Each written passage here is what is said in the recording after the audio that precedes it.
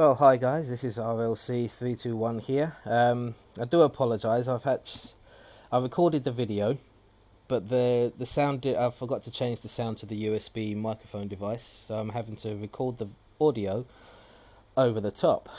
Now, got some new things coming in the very near future, which hopefully when it changes over, we're going to be showing that to you. But we're also going to be talking about pre-shading on this video as well, and the best ways to go about it and what colours you can use and things like that. Right now I'll be using just the black, but you can use other colours as well, which I'll go into in a bit more detail. Now I'm just moving the camera over now to show you what I've got coming in, something special.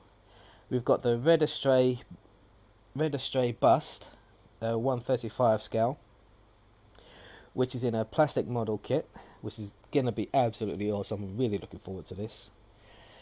That's coming in from China, so I'm going to be doing a start to finish on that one as well.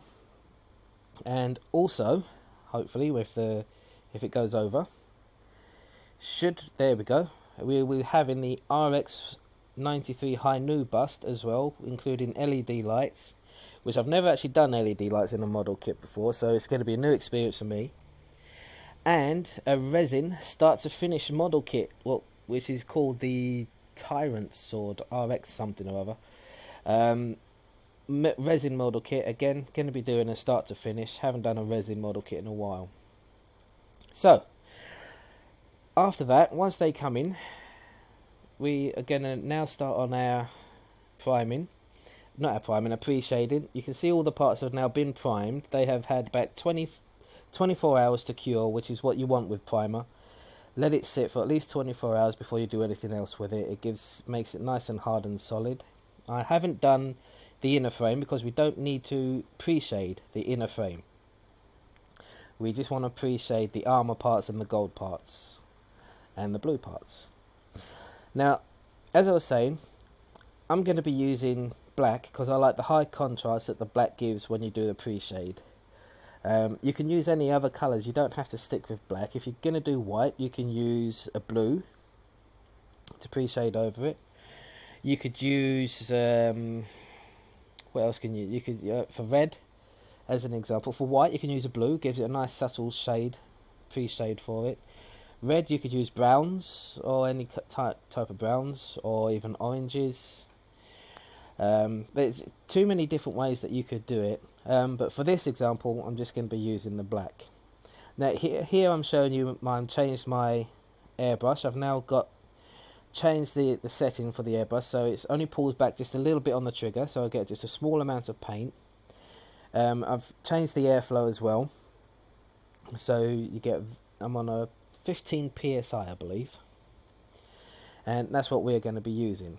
Now my black paint I've already pre-thinned with the thinner that I made, and I say the thinner you can get, if you want to use your own thinner, make your own thinner. There's plenty of links online that you can look into that for. Now I'm just testing the line, making sure it's coming out okay. Now the only problem with using acrylic paints, it will clog up the needle very quickly. You will see during the process me doing this that it will clog up. So I've now got a piece. And pre-shading, don't be scared of pre-shading. It's actually a relatively easy thing to do. Basically, what you want to do, you want to go around the outside edges and through the panel lines as well.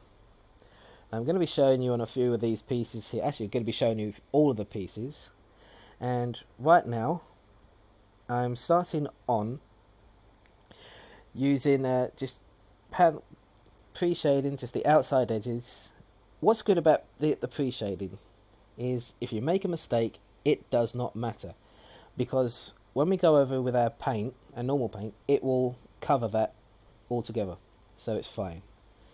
So if you do make a mistake, don't worry about it, just do it. We can always cover it up at a later stage.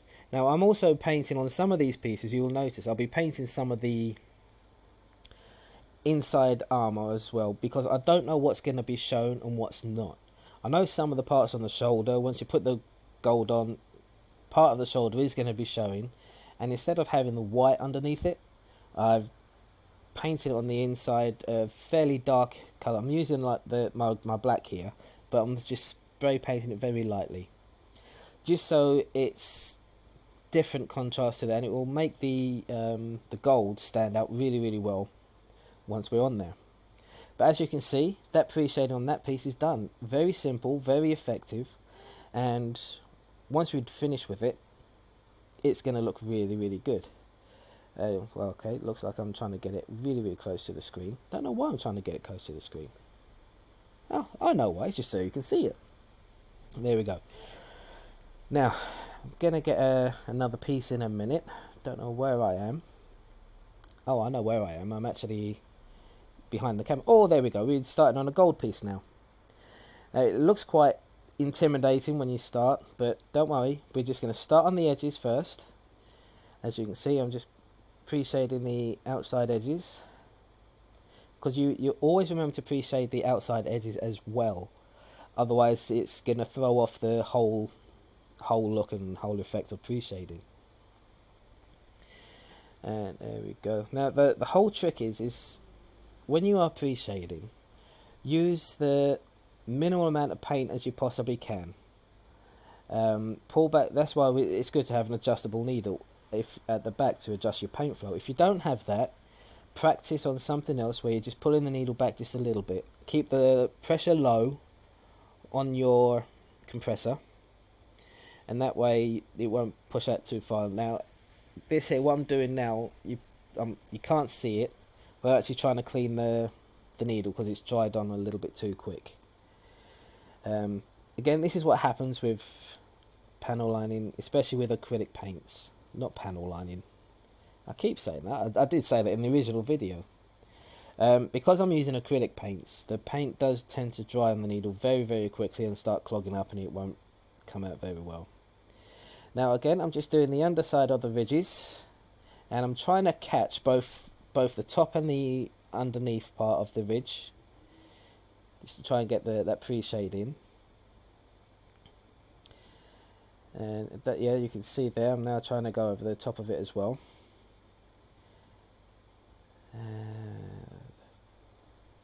So hopefully you guys have had a good Christmas and are looking forward to the new year. Those model kits that I mentioned, they won't be coming in until probably after the new year now. Mainly because I ordered them just before Christmas, so I know they won't be coming in. And the sites they're coming in from will be from China, so it's probably going to take a while. Now, as you can see, I'm almost finished with this part, and I am going to be spraying underneath the part as well. Again, just so to make sure, cover everything, make sure it's not, no parts are going to be showing.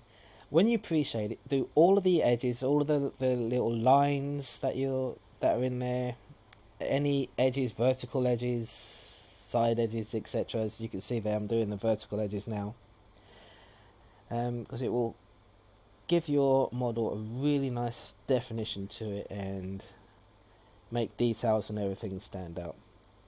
Now here I'm just giving it a very light dusting of the black underneath there, just to, as I said before, just to make it look good, and just in case any parts of it is showing, and also doing the edges, because we don't want the edges to be shown off. As I said, it will throw off the whole thing. Now there we go, there's the gold piece done, and we're going to go on to, oh, I must have missed a bit there. Yeah, must have done. There we go. And no, I am not married. That ring was what my mum gave me a good few years back, and it's the only finger that fits on. Right, we're going to start on an armour piece now. Another armour piece for the shoulder. I believe it's the front armour of the shoulder. So again, just starting on the edge. Oh no, it needs to clean the needle again, which is just about right.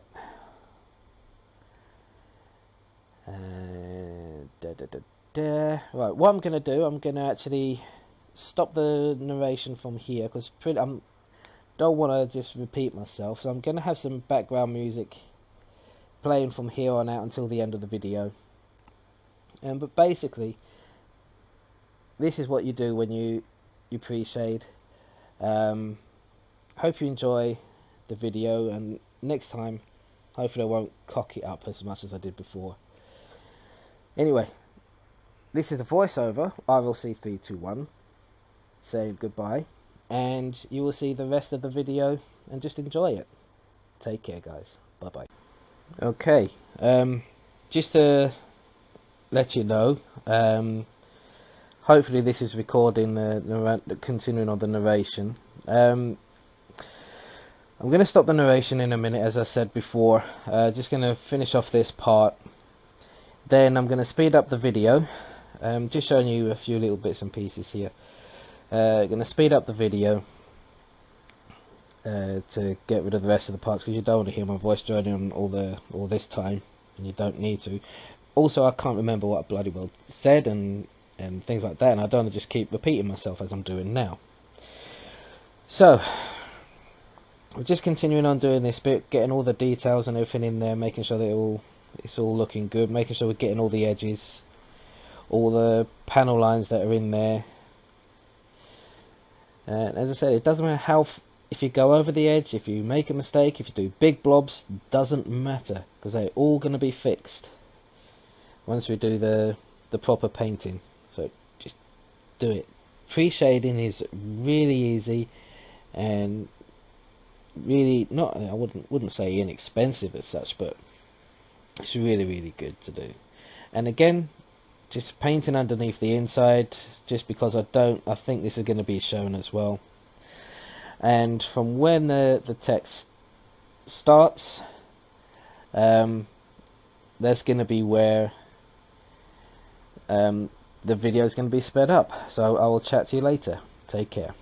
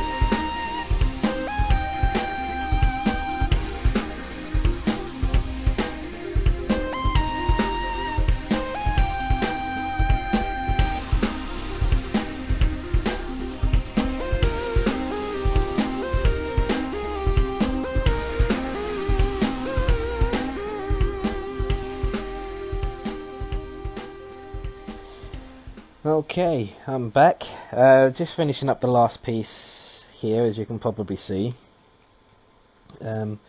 Goodness sake, this video is a pain in my ass today. It really is. But anyway, hopefully, we're just about finishing up. And that should have been the last part. No, it's not. Still got a few more parts to do. Oh, goodness me. So what you're thinking about pre-shading, give it a shot. I'm by no means expert at it. I've only been airbrushing for the past year and a half, maybe 2 years, possibly coming up to 2 years. But it's a relatively simple, easy process. As you can see by the videos here, it's a really good process. Now that should have been the last part, if I remember correctly. Now, in a minute, the camera's going to move. I'm going to be showing you what all the parts now look like pre-shaded. There you go. It's as simple as that, guys. Really, really is. It looks a mess right now, but the next video, you will see we're going to be putting on the normal paint colours. The gold, I'm going to be using metallic gold. Some of the blue, I'm going to be using a metallic blue. I'm not going to have all metallics on this, by the way. The red, I'm going to use a metallic red. But with that, I don't have a metallic red. At least I don't think I have a metallic red. If I don't have metallic red, what I'm going to do, I'm going to paint it silver. And then go over it with a clear red to make it look like a metallic red paint. So here I'm just finishing up now, cleaning out the airbrush. And guys, give it a shot. You will enjoy it. It's really good. And what else? And just look for the next installment where we actually do the proper painting of the parts and make this model start looking like a model. Now I'm going to continue on with pre-shading all the rest of the parts. You don't need to see all of that. And we will go from there. Okay then guys, I will catch you later on. This is RLC321 saying goodbye, and I'll speak to you later. Bye bye.